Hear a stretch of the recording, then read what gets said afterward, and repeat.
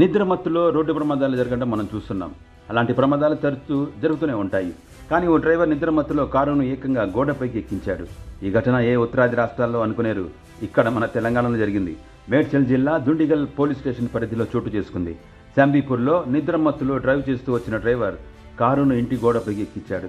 ప్రమాదం జరగడంతో వచ్చిన శబ్దానికి ఇంటి యజమాని నిద్రలేవడంతో కారు గోడపై ఉండటాన్ని చూసి ఆశ్చర్యపోయాడు.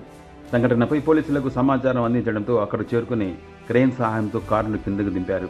ప్రస్తుతం కారుకు సంబంధించిన వీడియో సోషల్ మీడియాలో వైరల్ అవుతుంది. ये न्यूज़ को पेश करते हैं हैदराबाद होम अप्लायंसेस।